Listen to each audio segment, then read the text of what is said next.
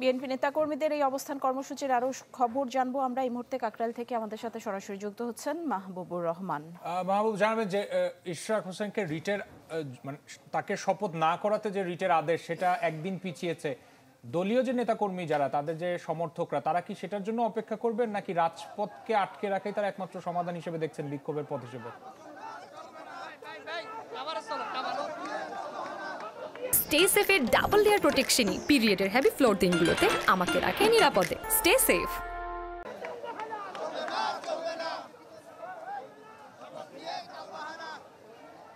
মাহবুব, নিশি, এই মুহূর্তে কাকরাইল মোড়ে বিএনপি নেতাকর্মীদের ভিড় অনেক বেশি এবং ইশরাক হোসেন এখানে এসে অবস্থান করবেন বিএনপি নেতাকর্মীদের সাথে।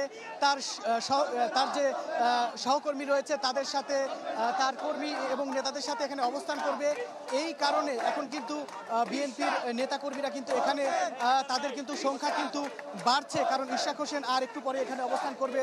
পাশেই যমুনা, এই কাকরাইল মোড়, এখানে কিন্তু এখন নেতাকর্মীদের সমাগম এই বিকেলের চেয়ে, সন্ধ্যার চেয়ে আরও একটু বেশি। আজকে যেহেতু ইশরাকের মেয়র পদ ফিরিয়ে পাওয়া প্রসঙ্গে যেহেতু আদালতে শুনানি হওয়ার কথা ছিল এবং সেখান থেকে যেহেতু কোনো সিদ্ধান্ত আসেনি এবং এটি কালকের দিনের উপর গড়িয়ে গিয়েছে এবং যার কারণে হয়তো আজকে ইশরাক হোসেন এখানে অবস্থান করবেন এবং এই তাদের যে নেতাকর্মীদের সাথে এখানে অবস্থান করে বিভিন্ন রকম স্লোগান দিতে পারে এবং এখান থেকে এই আন্দোলন প্রসঙ্গে পরবর্তী কোনো কর্মসূচির ঘোষণাও আসতে পারে। আমরা দেখেছি যে আজকে সারাদিন কিন্তু বিভিন্ন জায়গায় ইশরাকের যে সমর্থকরা তারা কিন্তু অবস্থান নিয়েছে এবং ইশরাককে মেয়র পদ ফিরিয়ে দেওয়া প্রসঙ্গে তারা কিন্তু তাদের দাবি দেওয়া সম্বলিত বিভিন্ন রকম স্লোগান দিয়েছে এবং আমরা দেখেছি এ কারণে কিন্তু ঢাকা শহরে বিভিন্ন জায়গায় কিন্তু যান চলাচল আটকে গিয়েছে এবং মানুষ ভোগান্তির কিন্তু শিকার হয়েছে এবং দুপুরে কিন্তু বৃষ্টিও এসেছিল এবং বৃষ্টি উপেক্ষা করে কিন্তু ইশরাকের নেতাকর্মীরা কিন্তু এই